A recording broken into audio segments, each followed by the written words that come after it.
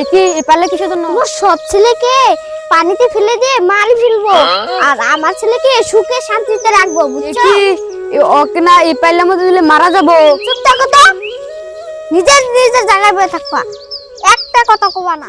আমারই তাহলে আমার ছেলের সম্পত্তিটা কে দিবে?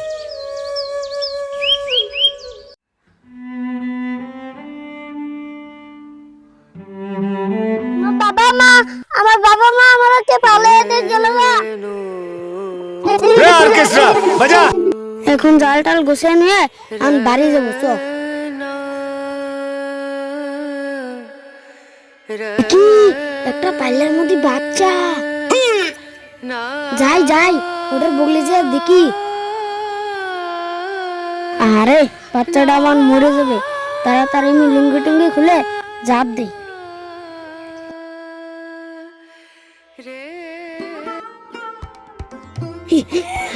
আরে সে কি হলো?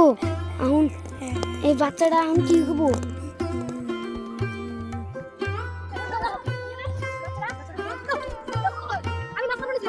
বাবু তোমার বাড়ি কোথায়?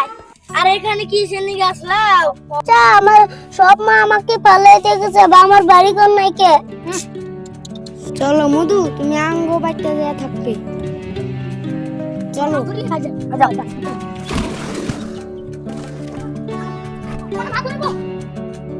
ওই ভাই আঙ্গ দুইটা আব্বা হইছে। না কি কয় তোমার কই তুমি খা দুইটা কোন বাবা বাবা আ কই দিলি কে তো আমার মারবো।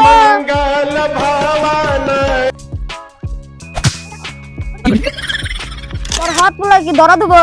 নিজের পোলার নাগাল বাচ্চা যাবো কে গাল লাগবে, বুঝছা? তাহলে মুখে ধরি নয় দেই যা। আরে ভাবি তোমার জামাই না অ্যাক্সিডেন্ট হয়েছে, তাড়াতাড়ি আয় সবাই। এ এ বাবা কিছে জানতে না সম্পত্তি ভান্না এদিকে দেখ। শুনেন, এনাকে ভালো করতে লাগলে 5 লক্ষ টাকা লাগবে। টাকা আমি কই পাবো? অসুখ হইছে। তুমি তো চাকরি করো, তাহলে ব্যাংক থেকে টাকা উঠিয়ে নিয়ে তোমার বাপের চিকিৎসা করো। না না, চাকরি খতম দিয়ে আমি 5 লাখ টাকা আনতে পারবো না। এনার বই তো দিতে পারবে? বাবা বাবার আমার অসুখ হয়ে গেছে। এ ছোট, তুই তো টাকা দিতে পারবি? তোর বাপের তোরা তো করে নিয়েছে। আমার সব রক্ত বেঁচে টাকাটি নেব। দাঁড়া বাবু, তুই যাসনি, আমি একটা নাটক করছিলাম।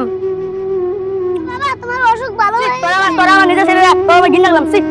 বাবা চল, তোর আমার যত সম্মতি তোর নাম লিখে দিন, চল।